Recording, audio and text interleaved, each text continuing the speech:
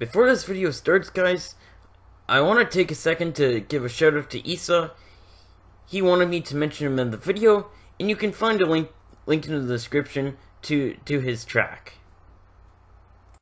But without further ado, let's get on with the video. Hey guys, I'm Cyborg Sheep, and welcome to the Weekend Post. In this episode, we're going to be unboxing and building a DIY oscilloscope. The model I chose was the JYE Tech DSO 138 DIY kit. This is the model that has the SMD pre-soldered and only requires the through-hole components to be soldered in. Now, the biggest question that I've gotten from most people is, what on earth is an oscilloscope? Well, let me explain. Take, for example, the power company. They generally supply their power as three-phase power. However, through the three wires, they have no way of telling which wire has which phase. With an oscilloscope, they can help find that out. It's the same case with me working with brushless motors. I have three phases, however, I have no way of telling that without an oscilloscope. So if you get to thinking about it, in my case, a oscilloscope is an extremely useful tool to have.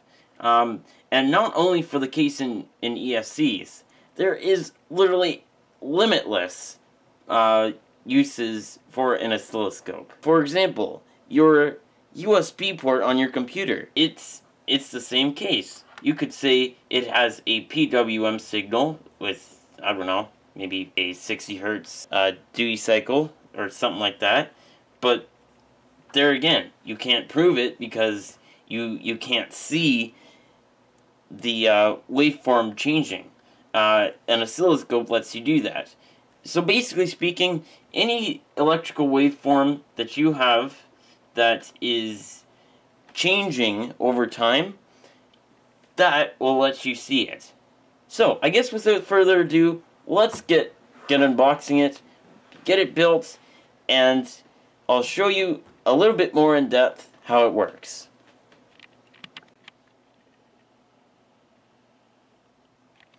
So, let's get opening this thing up.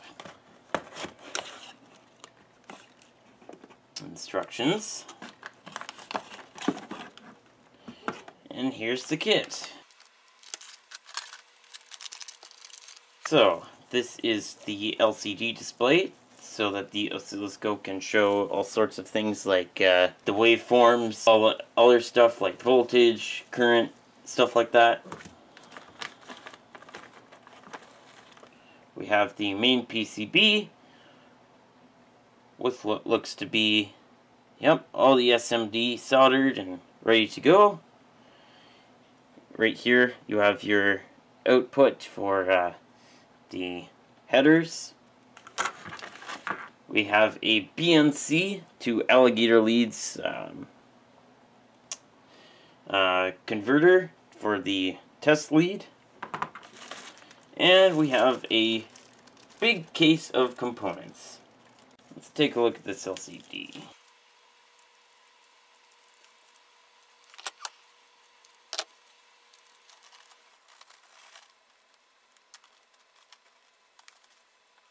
There we go.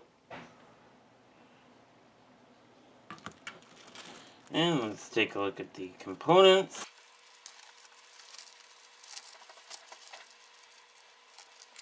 Holy my goodness. There's tons of them. A couple of tactile switches. We have slide switches. Transistors, capacitors. Here's a little 3mm LED. And yeah, I guess let's gather up all these components and bring it over to the workbench. So I started off with the resistors. This was probably one of the hardest steps because there's so many different resistor values that you have to work with. What I ended up doing was sorting them into groups with an app online. It takes the different band colors of the resistors and gives you a resistance value based on that. With the resistors sorted, I could then put them into their respective spots. Essentially speaking, I followed the book, and based on what values the book said to put in, I put them there. Soldering the resistors is basically the same process as with the previous soldering video I did, and I'll explain it now. Basically speaking, I take a small pair of pliers and bend the pins 90 degrees so that they fit inside the hole. Then I slot them in their holes and bend the pins in such a way that the resistor stays in place while I solder. Then I solder the two pins in place,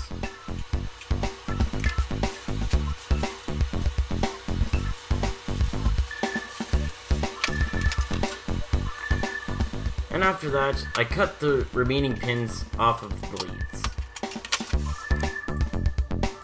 After the resistors, I did the same thing for the small ceramic disc capacitors. I was sure to follow the values for the pads in the book, and did the same thing, slotting them in, soldering them, and then cutting the leads off.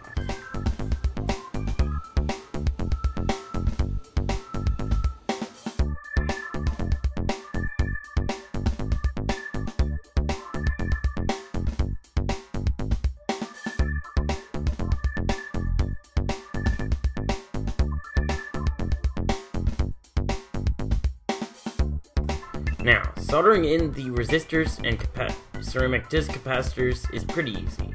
The diodes and electrolytic capacitors are a different story. Both diodes and electrolytic capacitors are polarized components, meaning that if you solder them in the wrong way, bad things can happen. It's less such for diodes, but more for capacitors, because electrolytic capacitors can be somewhat explosive. However, it's fairly well marked by the stripe on both the components. The stripe indicating negative. Another component I want to briefly talk about is these right here. These are actually high frequency chokes, and if you mistake them for resistors, I don't think they'll really work. Alright, so after a day and a half of soldering, this is the result. As you can see, I got no components left, just this TFT LCD screen, to which I soldered a couple of pin headers to, and these plastic parts, which are probably for mounting in a case. However, that is not what I intend to do. I intend to just power it up and see what happens.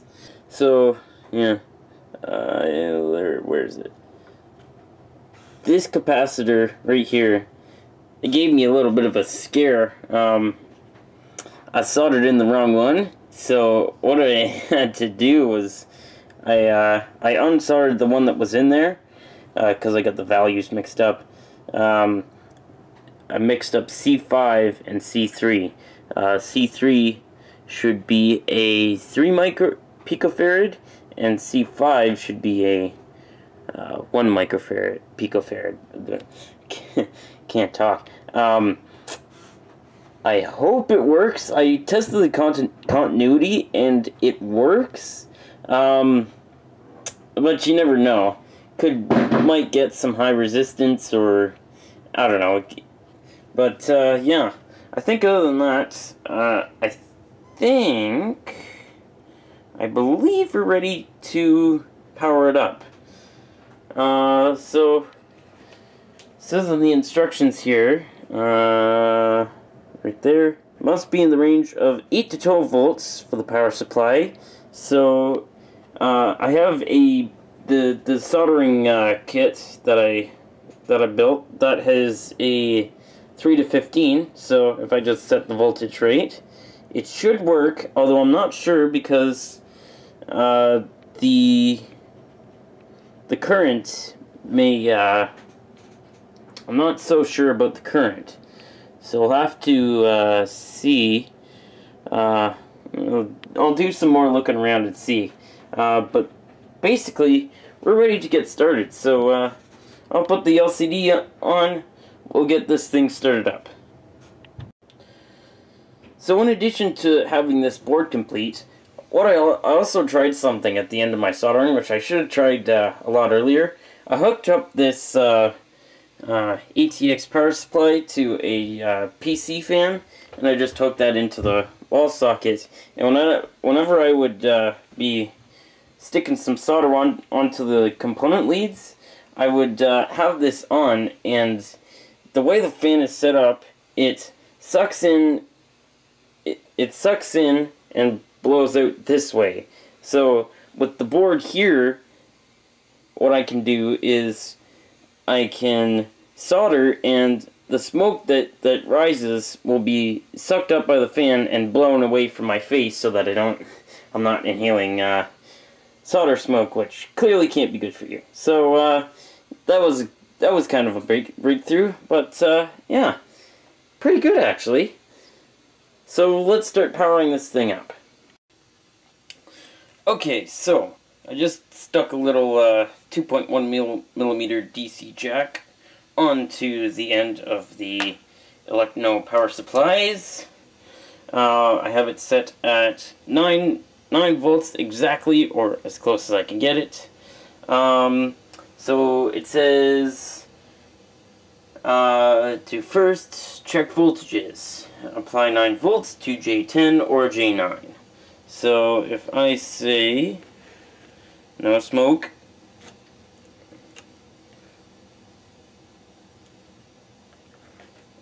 okay, let's see. Right here we should have 3.3 volts, and I'll go to the negative terminal.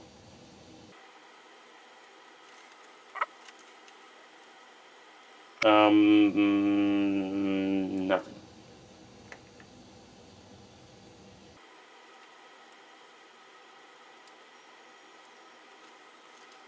Have we got voltage on the bottom? Let's check.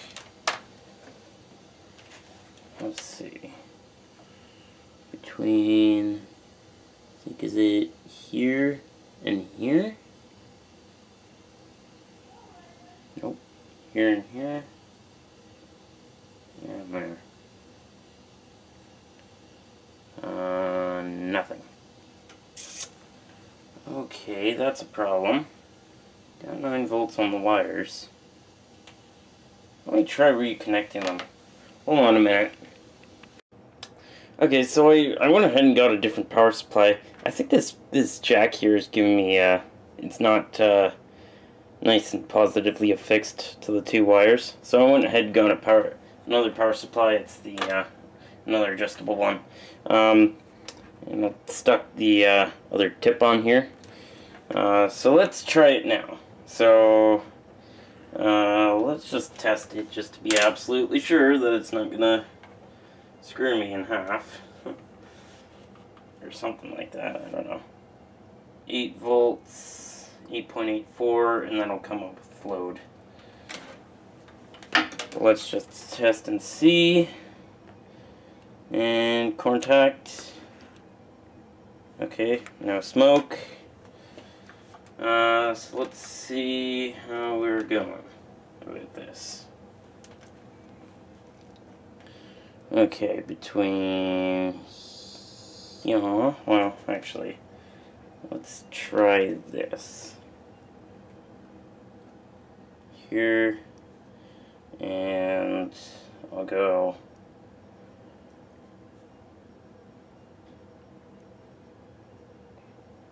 Oh, 3.1 volts. I think we're good. Okay. Awesome. Alright, so, now that that's done, attach LCD board. Let's unplug this. Yeah, I think, okay, I think we're good. So let's hook up that LCD board, like so.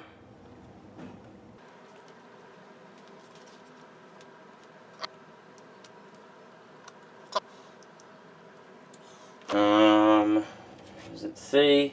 Verify, connect the LCD. You should see the LCD lights up and the oscilloscope panel displayed.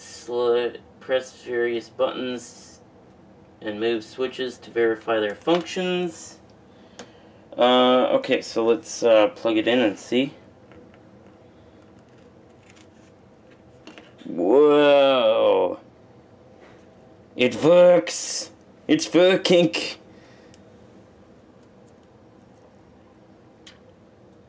That little screen off there. Just a white screen. Nothing happening. Okay, so missed a step. So you see just above where it says jumper 4 or JP4, you need to short that in order for the thing to work. So yeah. Now we attach the LCD board. Like so. There we go. All plugged in. Man, those are sharp. Okay, and let's try it again. Connect the power supply again. You should see the LCD lights up and the oscilloscope panel displayed. Okay, let's plug it in once again. Oh, are you seeing that? Yep. Let's just move the camera slightly. There we go, and it's just blinking lights in, and if I adjust it, changes around and stuff. So I think, I think somewhere it said some of the functions and whatnot, and how to set stuff up. Yeah, right here. How to use displays and controls. Let's just move this out of the way real quick, just so we can see.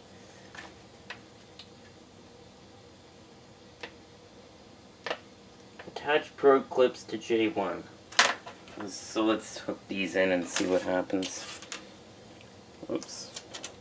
Sticky. Okay, there we go. Whoa! So when you touch the red clip, that's cool. So, man, this thing is cool. So, what I'm getting is, this is the fine sensitivity, and this is the coarse sensitivity. So, like, if I change that, it changes the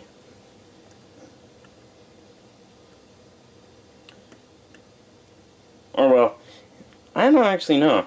AC, if I change it to DC, that's cool. Let's test it on my signal.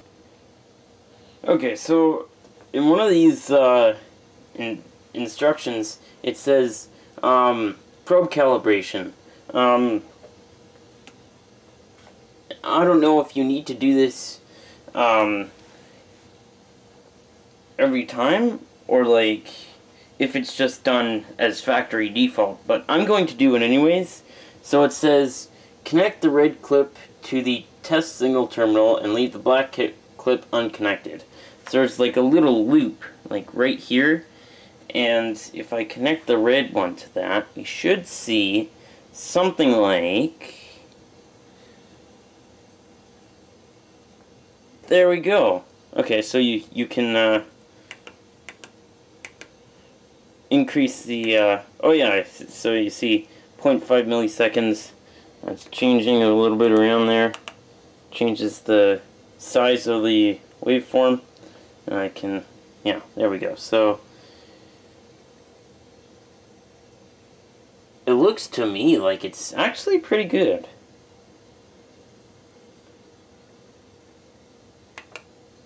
And you can pause it there just by pressing this OK button right here, and then start it again by, you can freeze the waveform while it's going.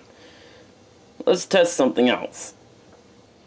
So anyways, I've been playing around with this thing. It's so cool. But I got out this the power supply back out. I got it plugged in, and we're gonna take a look at the waveform that comes out of these two wires right here. So if let's hope I don't screw this up. So if I connect U to 1, and I'll connect U to 1.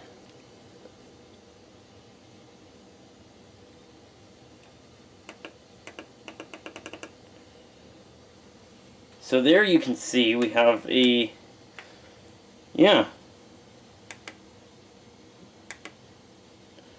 alternating current waveform. It's about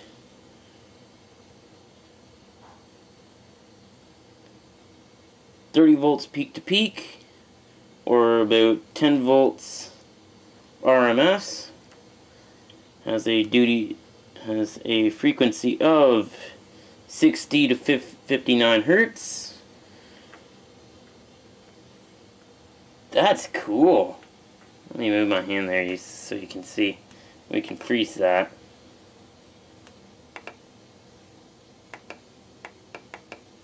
There you go. So 60 hertz. Let's just zoom in here. So there's the waveform, and it's got about 60 hertz of frequency. Its peak to peak is 30 volts. So that's from 0 to the top, and then from 0 to the absolute bottom.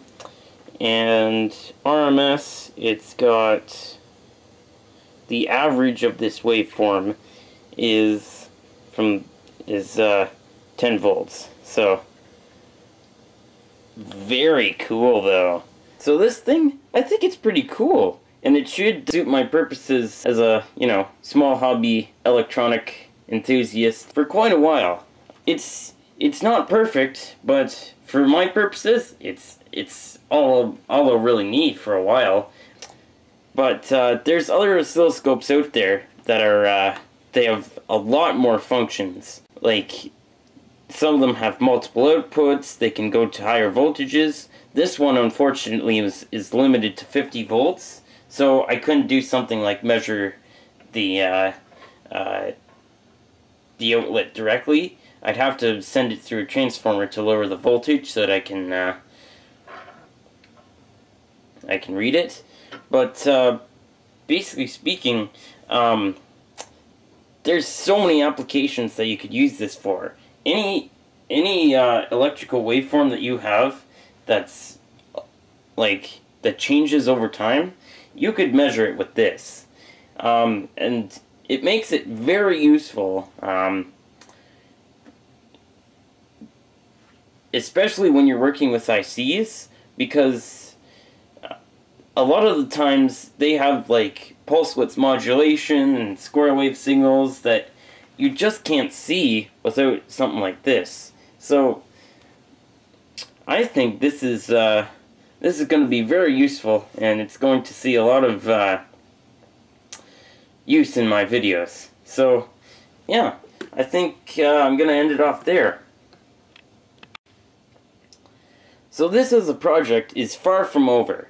I have a lot of cool ideas for upgrades to this. I can't wait to get started on that. But other than that, I think that's going to be it. So, hit that like button if you liked it, subscribe if you're new, and I'll see you dudes in the next episode.